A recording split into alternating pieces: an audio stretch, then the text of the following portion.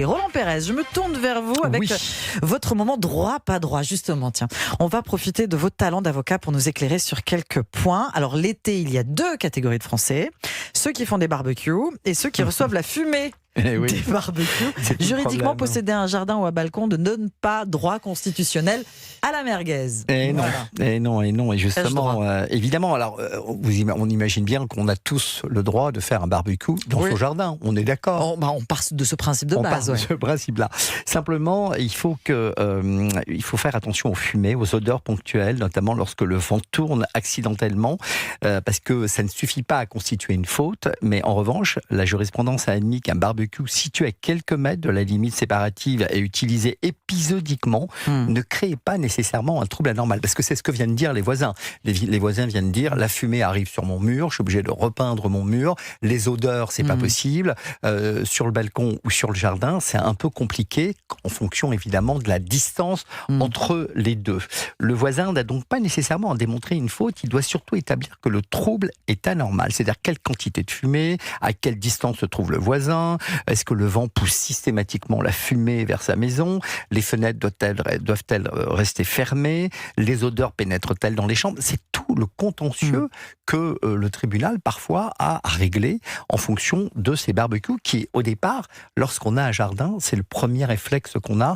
On va acheter le barbecue et on se dit on va inviter les copains et ça va être le barbecue du dimanche. Alors, le barbecue du dimanche, sincèrement, c'est autorisé, il n'y a aucune difficulté. En revanche, sur votre balcon, à votre avis, on demande aussi à Alain, il a le droit de jouer même s'il est avocat. Pour les voisins du dessus, là les fumées montent dans les appartements supérieurs. Il y a trop de personnes qui vivent au même endroit, donc j'imagine que c'est très réglementé, non ? Alors là, on pourrait normalement... Parce que, pardonnez-moi, mais on parle de barbecue, mais c'est valable pour toutes les cuisines d'extérieur, donc plancha... Oui, exactement. Vous avez tout à fait raison. Mais le barbecue, les fumées sont plus importantes que dans le plancha, que sur un plancha. En fait, ce qu'il faut savoir, c'est regarder ce que dit le règlement de copropriété. Le règlement de copropriété peut l'interdire. Comme la notice légale. On y revient. Et puis également des jardins qui sont à proximité de forêts, par exemple. Parfois, la mairie peut interdire. On le voit là. Alors, c'est pas un barbecue qui est à l'origine, évidemment, de la France qui flambe, mais il y a une véritable réglementation, une véritable sécurité. Donc vous nous dites, Roland, on a le droit de cuire notre côte de bœuf, mais on n'a pas le droit de repeindre gratuitement à la maison voisine couleur charbon. Mais si je fais un très bon résumé. Voilà, si je fais un barbecue tous les soirs. Alors c'est ça, la question est de savoir, alors le droit ne fixe pas un nombre national de barbecues autorisés par semaine, il faut le savoir. Ce sont donc la répétition, la durée, l'intensité, les conséquences concrètes qui permettent de caractériser ce qu'on appelle un trouble anormal de voisinage.